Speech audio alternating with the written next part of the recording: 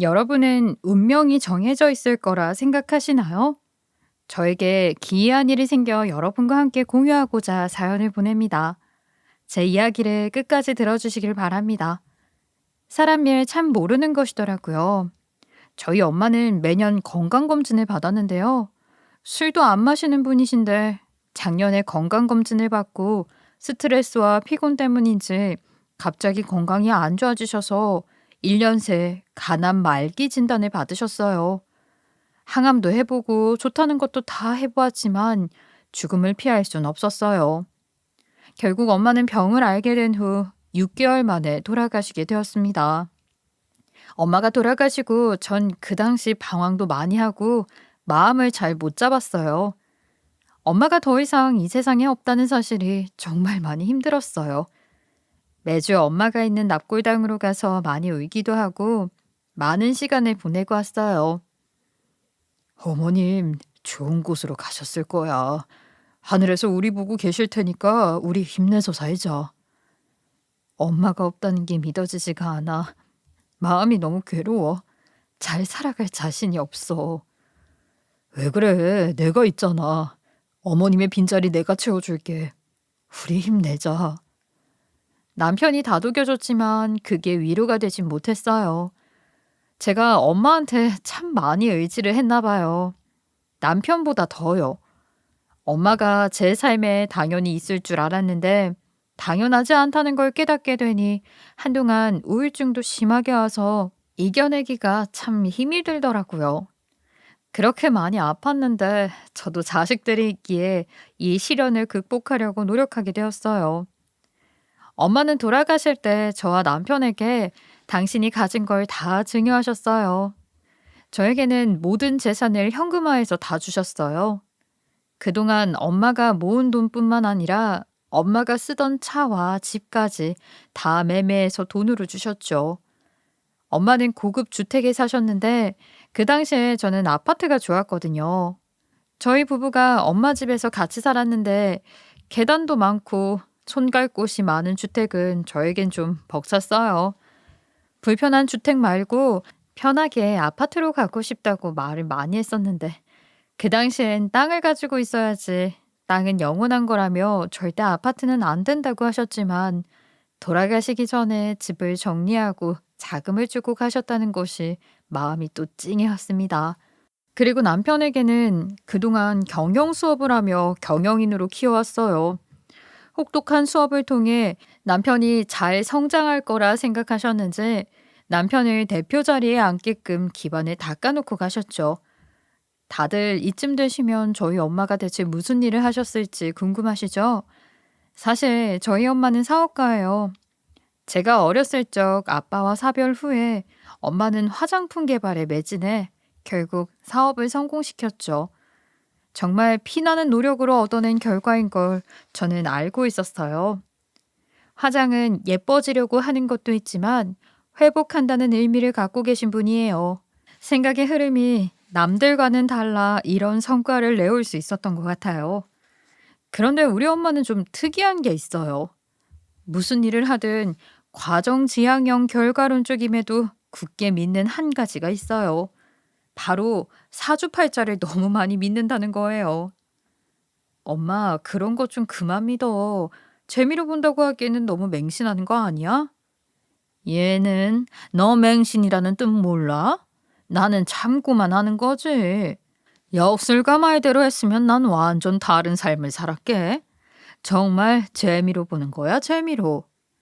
엄마는 재미로 본다고 하지만 내가 보기엔 좀 맹신하는 느낌이었어요.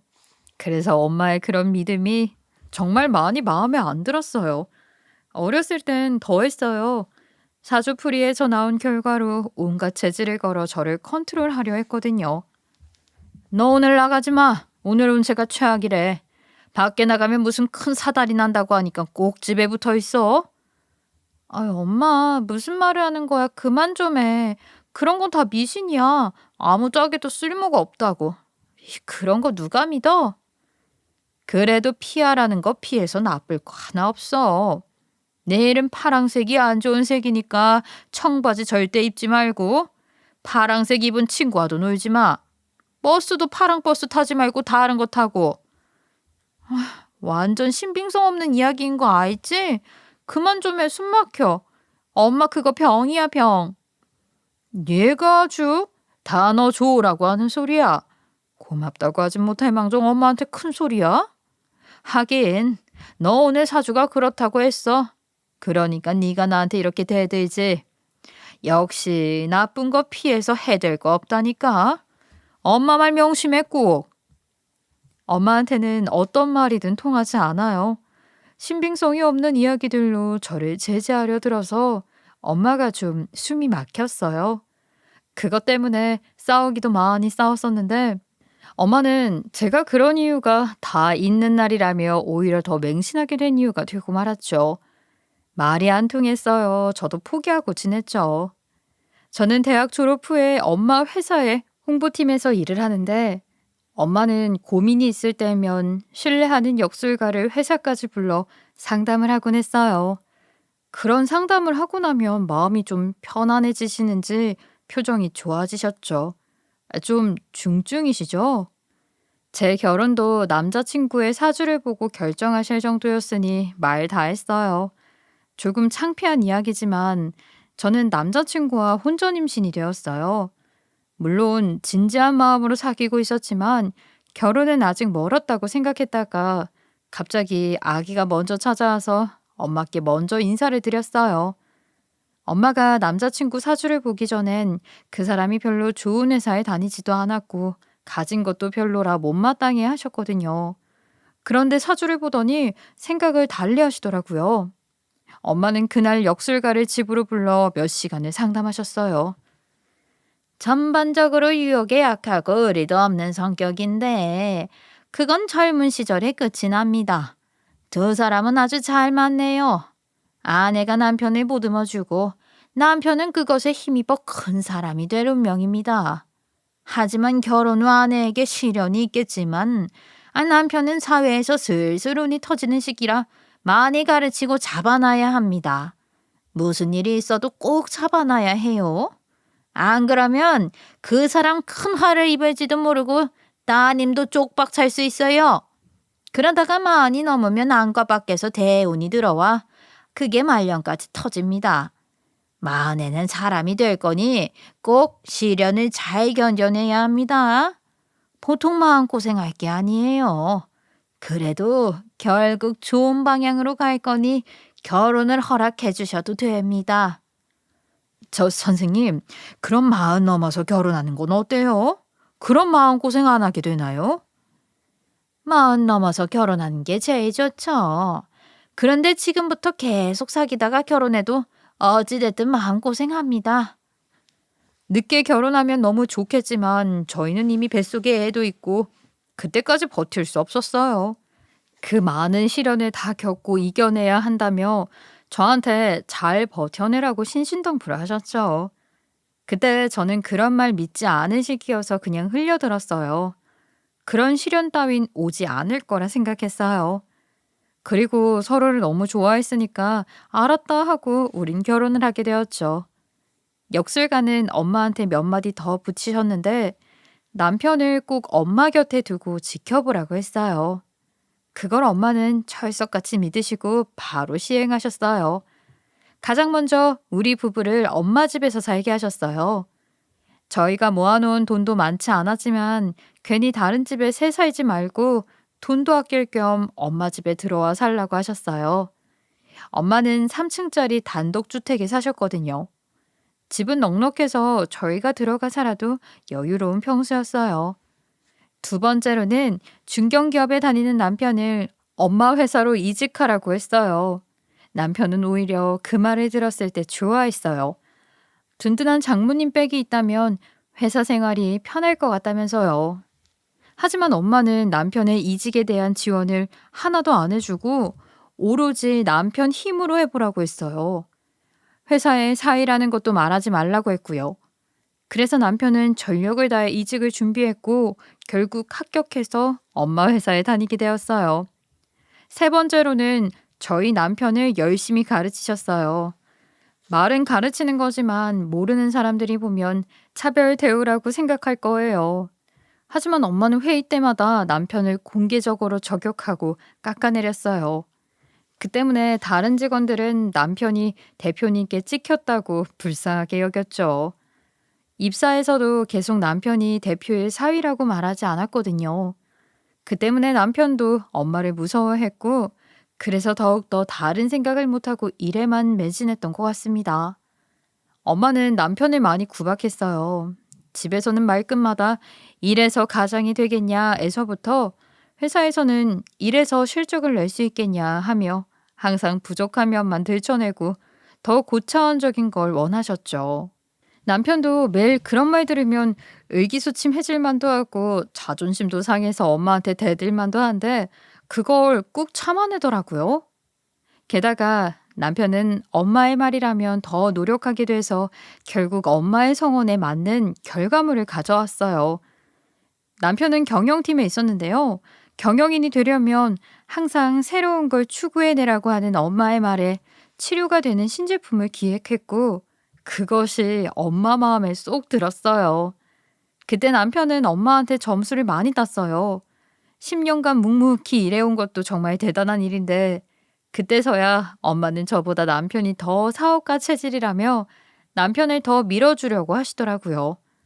저 역시 원래 사업에는 별로 관심이 없었어요. 그리고 보통 부부 사이에 남편이 잘 되면 좋잖아요. 저도 그땐 그런 마음으로 남편을 응원했죠.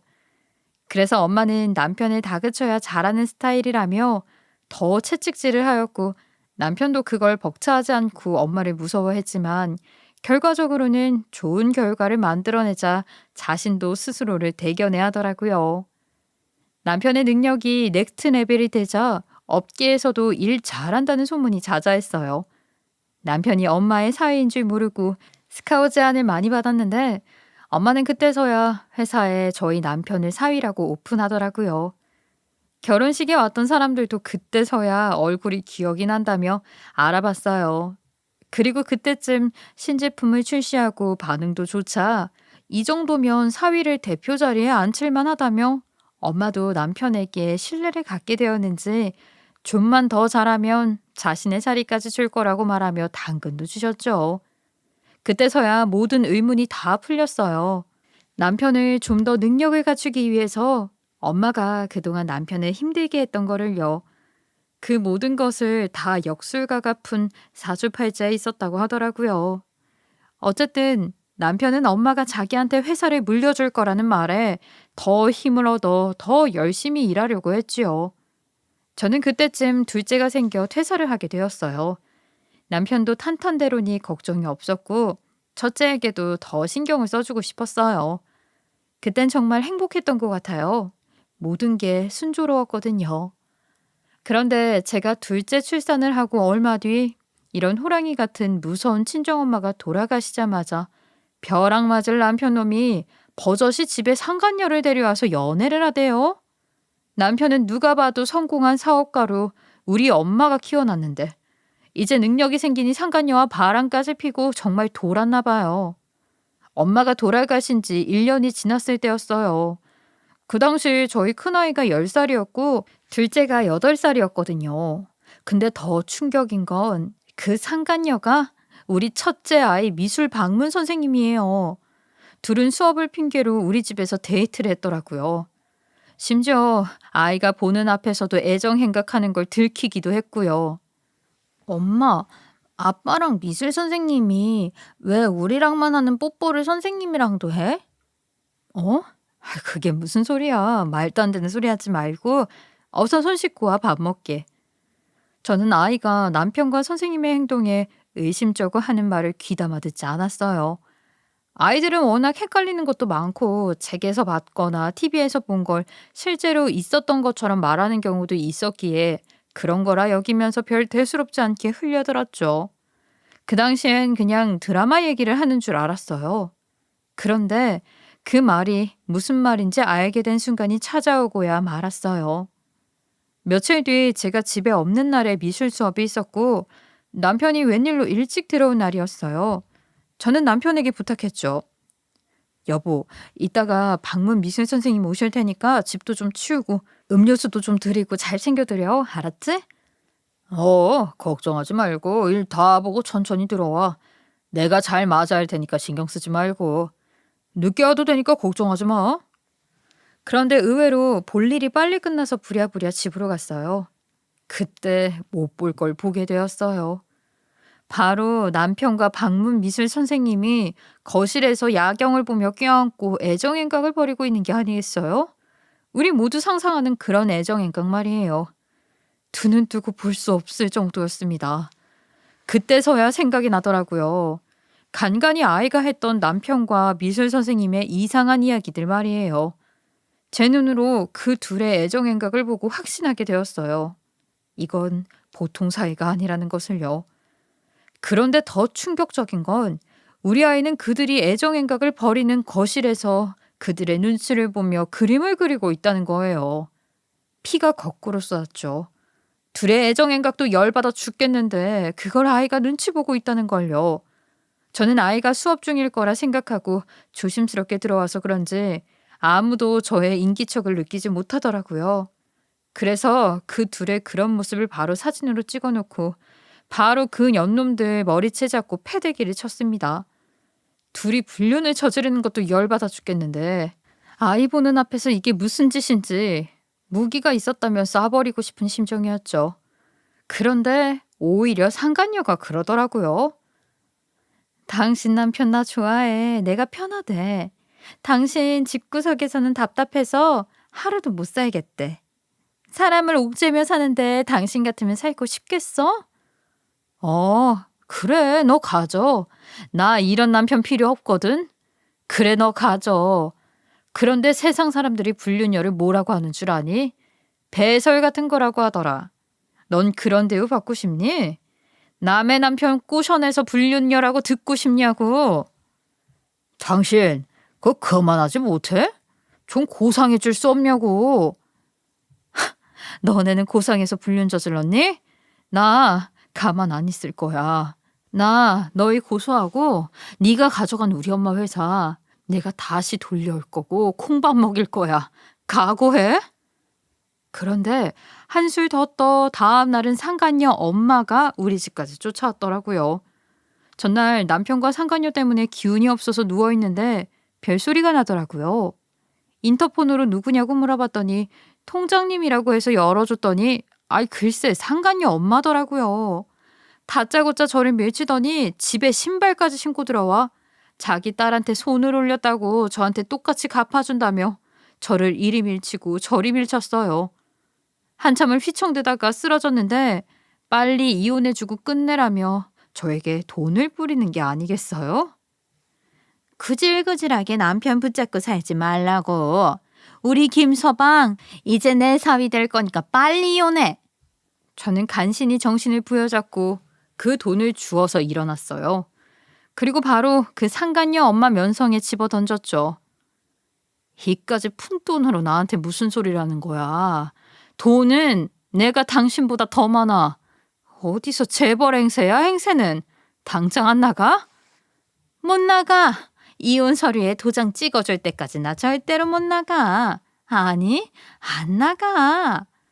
상간녀 엄마는 협의 이혼 서류까지 준비해왔고 그 서류를 보니 이미 저희 남편은 도장을 찍어놨더라고요. 저는 그 종이를 갈기갈기 찢어버렸죠. 아, 그러세요? 그럼 뭐 저도 어쩔 수 없네요. 법대로 하는 수밖에요. 바로 경찰에 신고를 해 상간녀 엄마를 주거 침입죄로 신고했어요. 결국 상간녀 엄마는 경찰에 잡혀가게 되었죠. 한바탕 소동이 끝나나 했더니 이번에는 남편이 저한테 쪼르르 달려오더라고요. 당신 미쳤어? 어떻게 선생님 어머님한테 어떻게 그럴 수가 있냐고. 미친 건 당신이지. 애 보는 앞에서 선생님하고 애정행각이나 하고. 당신 아빠 맞아? 그래, 나는 싫어해도 좋아. 그래도 당신은 애들 아빠잖아. 어떻게 그럴 수 있어? 그리고 지금 나한테 그년 편드는 거야? 너 미쳤니? 지긋지긋하다. 그동안 장모님 나 자존심 깎아내리고 나 다른 직원들 보는 앞에서 면박 주고 할 때 당신은 뭐 했어? 그냥 보고만 있었잖아. 당신이 언제 내 편 들어준 적 있어? 나 결혼 생활 내내 장모님 때문에 마음 졸였는데 내가 그렇게 당하는데도 모른 척하는 당신 때문에 더 외로웠었어. 이젠 무조건 내 편인 사람하고 살고 싶어. 당신하고 이제 살고 싶지 않아. 그러니까 제발 이혼 좀 하자. 그래? 그럼 우리 회사 내놔. 우리 엄마 회사잖아. 네가 다른 년이랑 살 거면 우리 엄마 회사는 내놓고 가야지 않겠니? 뭐라고? 그 자리 내가 스스로 올라간 거야. 장모님이 뭐 억지로 자리 만들어 주신 줄 알아? 우리 엄마 아니었으면 당신이 그 자리를 노려보기라도 했을까? 우리 엄마가 나랑 잘 살라고 그 자리에 앉게 도와준 거지. 단년이랑 바람나서 잘 살라고 그 자리에 앉게 해준 줄 알아? 이젠 아예 염치 없기로 작정한 거구나. 내가 누구 좋으라고 이혼을 해줘. 나는 이혼 안 할 테니까 평생 불륜으로 꼬리표 붙이고 살아. 남편은 그날부터 집을 나가버리더라고요. 그년이랑 같이 지내겠죠. 생각하면 생각할수록 피가 거꾸로 쏟았지만 지금 제가 열폭해서 뭐하나요?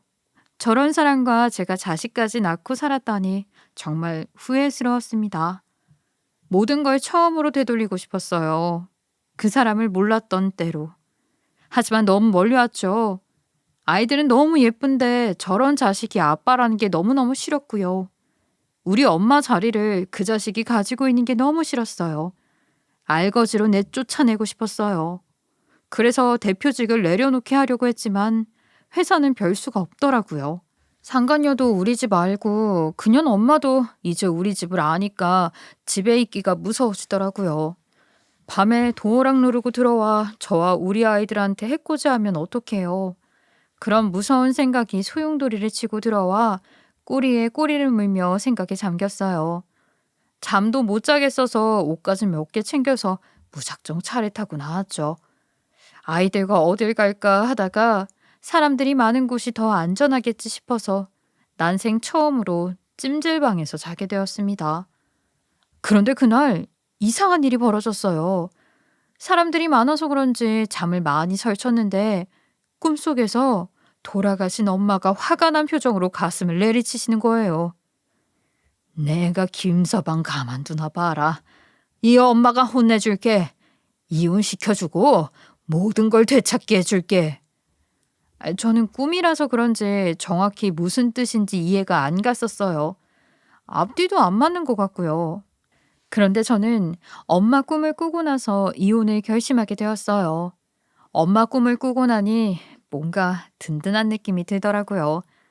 하늘에서도 엄마는 저를 위해 애쓰고 있다는 생각을 했어요. 그 이유는 얼마 지나지 않아 알게 되었습니다. 남편은 며칠 뒤 집에 왔는지 도어락 비밀번호가 바뀐 걸 알고 전화가 왔어요. 당신 어디야? 도어락 비밀번호로 바꾸면 어떡해? 지금 어디야? 빨리 문 안 열어? 내 집 내놔. 내 집 내놓으라고? 바람나서 정신없지? 처자식이 어떤 상태로 샀는지도 모르고 지금 어디다 대고 큰 소리야. 당신 집 주고 싶지도 않아. 그대로 꺼져. 내 집 앞에서 얼쩡거리지 말고. 뭐? 내 집이 당신 거야? 비밀번호 당장 말하라고. 억울하면 고소해. 아니, 그냥 이혼하자. 내가 그냥 불륜녀 만들고 당신은 쓰레기 만들려고 이혼 안 하고 그냥 참고 살려고 했는데 생각해보니 당신은 그럴 가치가 없더라고. 그냥 잊고 사는 게 마음 편할 것 같아. 이혼할 거니까 위자료 준비해. 귀책 사유는 당신한테 있으니까 무조건 당신이 패소야. 나는 위자료라도 잘 받아서 당신 거지 만드는 게 지금 목표거든. 그러니까 각오하고 있어. 그렇구나. 근데 나는 가만히 있을 것 같니? 그렇지 않아도 나도 생각해봤는데 이혼 안 하려고. 당신한테 위자료 한 푼도 주기 싫어. 그냥 이렇게 살자. 그래야 당신도 마음 불편하겠지. 어디 당신도 지옥에서 살아봐. 제가 이런 사람과 부부로 호적에 올라가 있으면 뭐해요. 이미 마음은 부부가 아닌데요. 남편 자식도 저와의 이혼을 원해왔기 때문에 제가 이혼하자고 하면 얼씨구나 하고 당장 이혼해 줄 줄 알았는데 갑자기 남편이 이혼을 안 하겠다고 하니 진짜 어이가 없더라고요. 저도 이제 이판사판이에요. 자기가 이혼 안 한다고 하면 내가 뭐 이혼 못 하나요? 전 소송을 준비했습니다. 먼저 우리 아이 가르친다는 명목으로 우리 집에 드나들며 몹쓸 짓을 한 그 상간녀는 죽도록 해주고 싶었지만 금융치료가 더 그녀를 힘들게 할 것 같아서 상간녀 위자료 청구 소송을 제기했고, 남편은 혼인의 파탄 사유를 제공했기 때문에 이혼 소송도 병합해서 진행했어요. 결국 위자료도 받고 이혼도 하게 되었어요. 그런데 정말 찜찜하게 엄마가 전 남편한테 앉힌 대표 자리는 계속 유지가 되니까 계속 화가 나더라고요. 엄마는 왜 저 사람을 대표로 키워놨는지 너무 화가 났습니다. 전 남편은 이미 대표직에 앉아 있었기에 끌어내리는 건 쉽지가 않았어요. 이사진들께 찾아가 남편의 사생활을 다 까발리고 대표직에서 끌어내리려고도 했어요. 그런데 이사진들도 일 잘하는 남편을 더 믿지 저를 믿진 않았어요. 남편은 정말 엄마한테 잘 배워서 이미 일 잘하는 대표였거든요. 남편의 높은 안목으로 실적도 매년 상승하는데 사생활이 문제겠어요? 그런데 또 한편으로는 남편이 문란하다고 소문이 나면 안 될 것도 같은 게, 엄마가 어떻게 읽어낸 회사인데 대표가, 그것도 사위였던 사람이 사생활이 문란하다고 소문이 나면 매출과도 직결되고 흠이 생기는 건 싫었어요. 제 얼굴에 침 뱉는 거잖아요. 그럴 수는 없어서 기회를 보고 있었죠. 이혼 소송으로 전 남편은 마지막 법정에 오는 순간까지도 그년이랑 같이 차를 타고 오더라고요. 아, 정말 잡아서 때려 눕히고 싶었지만 헤어지는 마당에 뭐하러요. 제 기분만 상하고 힘만 빠지지. 그리고 저 연놈들은 일부러 저 기분 잡치게 하려고 같이 온 것 같은데 무시가 답이지요. 전 남편은 새로 샀는지 둘은 새로 나온 신상 스포츠카를 타고 휙 법원에 빠져나가더라고요. 그 모습을 보고 저 혼자 오만 가지 욕을 다 했습니다. 크, 대져버려라 천하의 나쁜 년놈들. 하늘은 뭐 하나 몰라. 저런 년놈들 안 데려가고. 그런데 정말 하늘이 들은 걸까요? 그날 전 남편과 상간녀가 그 차를 타고 가다가 사고를 당해 상간녀는 목숨까지 잃게 되었지 뭐예요. 정말 소름이 돋았어요. 정말 그렇게 해달라고 욕한 건 아니었는데 정말 제 말처럼 죽다니요. 그렇게 저주했던 여자인데 그래도 사고를 당했다니 마음이 좀 그러더라고요. 제 말 때문에 그런 건 아니겠지 하며 신경이 쓰이긴 했습니다. 빈소에는 안 갔지만 건너 듣게 되었어요. 전 남편이 꼴의 애인이었다고 심하게 다쳤는데도 불구하고 상주까지 자청해 그년을 보내줬다고요. 기가 막히죠. 그리곤 정말 잊고 살려고 노력했어요. 애들도 잘 키우고 저도 열심히 일하며 현실을 살아가려고요.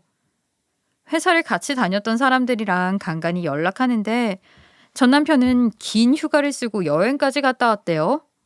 회사에서도 멍하니 앉아만 있다 간다고요. 정신이 반쯤 나간 것 같다고요. 저는 이별 후유증인 줄 알았습니다. 저도 우리 엄마 돌아가셨을 때 그랬잖아요. 불장난 같은 사랑의 결말이 죽음이라니. 고소하기도 했어요. 그런데 전 남편이 상태가 안 좋은 건 그년이 죽어서 그런 게 아니더라고요.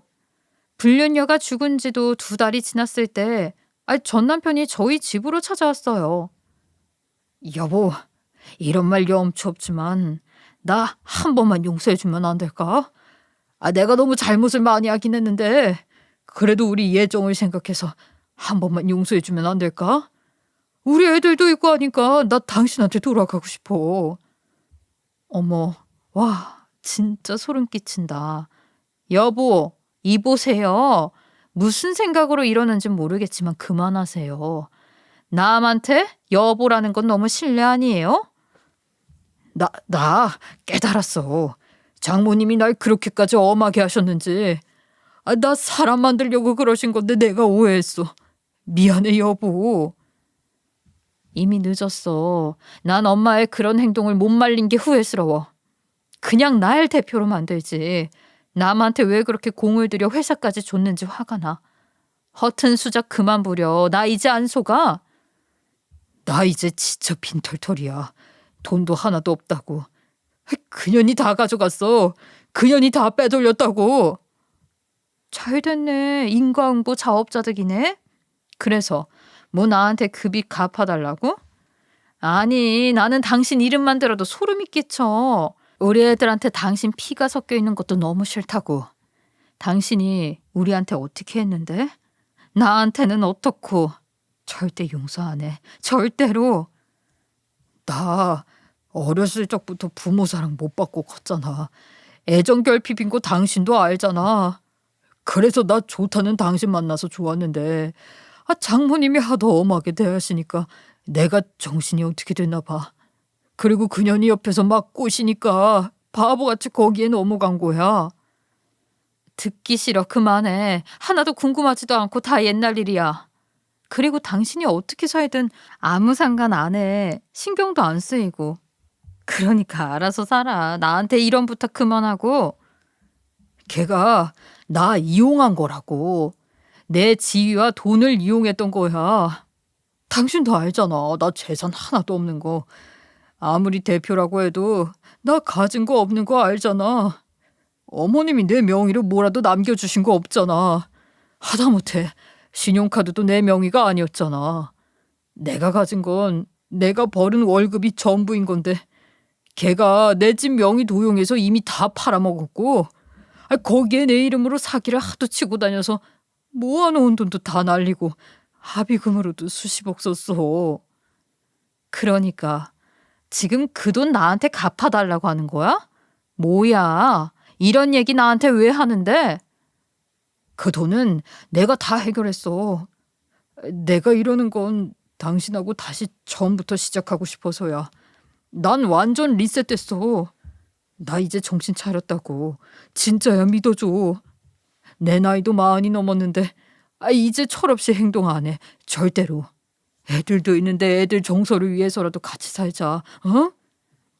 남편이 나이를 말하니 딱 떠올랐어요. 우리 결혼할 때 40 지나면 남편에게 대운이 될 거라고 했던 거요. 그때 남편의 나이가 딱 41살 생일이 지나던 때였는데요. 엄마가 말했던 남편이 정신 차리는 나이였어요. 만 나이로 40이요. 이런 쪽에서는 만 나이로 치잖아요. 그래도 제 마음이 풀린 게 아니었기 때문에 전 계속 제 입장을 고수했죠. 아니, 당신이 정신 들고 안 들고 그게 문제가 아니야. 난 이미 마음이 떴어. 애들도 볼 생각 마. 어디 바람 펴서 이혼한 사람이 애들한테는 아빠 노릇은 하고 싶어? 그게 더 정서에 안 좋아. 아빤 죽었다고 할 거니까 애들 앞에 2번 다시 나타나지도 마. 남편은 저를 계속 붙잡고 계속 설득시키려고 했지만 저는 듣기 싫어서 나왔어요. 남편은 곰곰이 생각해보니 자신을 진정으로 사랑해주고 아껴준 사람은 저와 장모님 뿐이라는 걸 알게 되었다고 해요. 그래서 뭐예요? 이미 끝난 사이인데. 저도 그땐 완전히 마음 떠난 상태여서 절대로 넘어가 주지 않으려고 했어요. 뒤늦게 우리 이혼 사실을 아신 시어머니도 집까지 찾아와 나한테 무릎을 꿇고 비셨어요. 애미야, 내가 미안하다, 미안해. 내가 우리 애를 잘못 키웠어. 먹고 살기 바빠서 그냥 밥만 먹여 키웠지. 난 아무것도 해준 게 없어서 얘가 어떻게 됐나 봐. 정말 미안해. 앞으로 내가 2번 다신 그런 일 안 만들게. 한 번만 용서해주면 안 되겠니? 어? 아유, 어머님까지 왜 이러세요? 저 정말 불편해요. 우리 이미 헤어진 사이라고요. 저 먼저 일어날 테니까 천천히 가세요. 전 남편의 어머니까지 와서 무릎 꿇고 비시는데 저도 어른을 상대로 그렇게 모질게 하고 싶지 않았어요. 그런데 예전 일이 자꾸 떠오르는 걸 어떻게 해요. 불과 몇 달 전만 해도 죽은 그 여자 상주까지 해준 사람이잖아요. 나 싫다고 떠난 사람인데 제가 왜 봐줘야 해요? 1년째 계속 찾아와 불편한 얘기 자꾸 꺼내는데 저 정말 또다시 이사도 생각해 볼 정도였어요. 저는 계속 싫다는 말을 했고 남편은 제 마음을 돌리기 위해 선물 공세를 펼치고 물질적으로 환심을 샀죠. 하지만 돈은 제가 더 많거든요. 그런 거 받아도 기분이 좋지 않았어요. 게다가 친구들을 만나고 있으면 어떻게 알았는지 그곳까지 찾아와서 분위기 메이커를 자청하고 계산까지 하고 가더라고요. 얘, 너네 이혼한 거 아니야? 도장 찍은 거 맞지? 전 남편인 거고? 야, 그런데 네 전 남편 눈빛이 완전 신혼인데? 네 남편 정말 달라진 것 같아. 얘, 모르는 사람들이 보면 그렇게 세상 좋은 사람이야. 그동안 나한테 한 거 생각하면 피가 거꾸로 솟아. 아이, 그래도 사람이 저렇게 변하지 않거든. 다시 잘 생각해 봐봐. 진짜 반성 많이 한 것 같은데. 그래도 마음이 풀리지 않았는데 아이들에게도 계속 저와 같은 수법으로 연락하며 잘 챙겨주더라고요. 아이들은 단순해서 아빠가 잘해주니 당연히 좋을 수밖에요. 이혼 전에는 그냥 집에 왔다가 잠만 자고 가던 사람이었는데 지금은 같이 살진 않아도 좋아하는 물건 다 사주고 가고 싶은 곳 다 가게 해주니 좋죠. 그런데 그것뿐만 아니라 아이들 공부도 도와주고 고민 상담도 해주며 부녀지간 똘똘 뭉치더라고요. 아이들과 정서적 교감을 하는 모습에 살짝 흔들렸어요. 그런데 마음을 결정적으로 바꾸게 된 순간은 바로 엄마가 또 꿈에 나왔기 때문이에요. 애들이 아빠와 캠핑을 간다며 집에 아무도 없을 때였어요. 저 혼자 집에서 자려니 쓸쓸했는데 그날 TV를 보다가 잠에 들었어요. 꿈에 또 엄마가 나타났죠. 하얀색 실크 드레스를 입으셨는데 표정이 평온하고 너그러우셨어요. 저를 따뜻하게 안아주시곤 쓰다듬으셨어요. 이제 됐어. 이제 마음고생 끝이야. 고생 많았지? 이제 행복할 일만 있을 거야. 엄마, 무슨 말이야? 응? 제대로 말을 해봐. 잘 설명해봐. 엄마, 엄마? 저는 엄마를 애타게 부르다 깼는데 정말 묘한 기분이 들더라고요. 마음고생은 끝이고 행복할 일들만 생길 거라니. 그게 전 남편과 관련된 걸까요? 그날 그렇게 잠을 깨고 한숨도 못 잤어요. 다음날 애들이 돌아와 물어보니 아빠와 캠핑도 하고 고기도 구워 먹고 낚시도 하며 신나게 놀았다고 하더라고요. 그리고 전 남편이 연락이 왔어요. 애들 잘 올라갔지? 애들도 많이 컸네. 큰애는 고기를 한 근을 먹더라고. 키 많이 크려나 봐. 그리고 학교에 좋아하는 남자애가 있나 본데 고백했다가 차였나 보더라고. 마상이 꽤 심하던데 잘 달래줘. 뭐? 좋아하는 남자애가 있대? 고백도 했대? 누군데? 그런 얘기 없었는데. 몰랐구나. 사진 보니까 꽤 잘생겼더라. 우리 딸이 반할만해. 게다가 공부까지 잘한대. 성격도 좋아서 인기도 많고 아주 좋아할 만한 요소는 다 갖추고 있어. 그래서 그 애가 가는 학원에 다니고 싶은데 그 학원은 공부를 좀 많이 시키는가 보더라고. 자신감이 많이 떨어진 것 같은데 지금 학원이 영 신통치 않다면 내가 과외라도 좀 알아봐 줄까? 그건 내가 알아서 할게. 일단 끊어봐. 참 서운하대요. 같이 사는 엄마인 저한테는 얘기하지 않던 이성 친구에 대한 이야기나 공부에 관련된 얘기를 전 남편한테만 하고 그것을 또 전해 들으니 이래서 애들은 아빠가 필요한 거구나 하고 생각하게 되었어요. 애들도 캠핑 갔다 온 이야기를 며칠 동안 계속 늘어놓더라고요. 아빠랑 재밌었어? 우리 애들 뭐가 그렇게 재밌어서 몇 날 며칠 동안 얘기를 하는 거야. 아빠가 그렇게 좋아? 아빠 완전 좋지. 아빠랑은 얘기도 잘 통해. 다른 친구들은 아빠랑 말만 하면 싸운다는데 우리 아빠는 좀 달라. 혹시 아빠랑 같이 살고 싶어? 아빠랑 살면 어떨 것 같아? 엄마 아빠가 좋다는 거지. 아빠 집에서 살고 싶다는 뜻은 아니니 오해하지 마세요. 엄마랑 사는 게 좋아요. 아니 그게 아니라 아빠랑 엄마랑 같이 내 식구가 다시 같이 살면 어떨 것 같냐는 말이야. 그럼 완전 좋지. 뭘 물어요, 엄마. 엄마, 아빠 용서해 줄 거야? 아빠는 많이 반성했대요. 그러니까 우리 아빠랑 같이 살자. 응? 애들도 아빠가 좋다며 엄마는 아직도 싫어하냐며 제 눈치를 보는데 그때 고민을 많이 한 것 같아요. 부모라면 제 행복보다는 아이의 행복이 먼저 아니겠어요? 또한 그쯤부터였던 것 같아요. 신규 제품을 출시하고 해외 진출까지 하자 회사가 전보다 훨씬 커졌어요. 반응도 좋아서 매출도 많이 올랐거든요. 그 덕에 성과급도 많아지고 복지도 더 좋아지니 직원들의 내부 만족도도 높아졌어요. 그땐 아주 직원들 사이에서 팬클럽도 생길 정도였다니까요. 마음에 안 들지만 전 남편이 일 잘하는 건 정말 인정합니다. 전 남편은 이 틈을 공략해 또다시 합치자고 제안을 해오더라고요. 여보, 내 마음은 한결같아. 당신과 재결합하는 것, 우리 네 식구가 다시 온전해지는 것.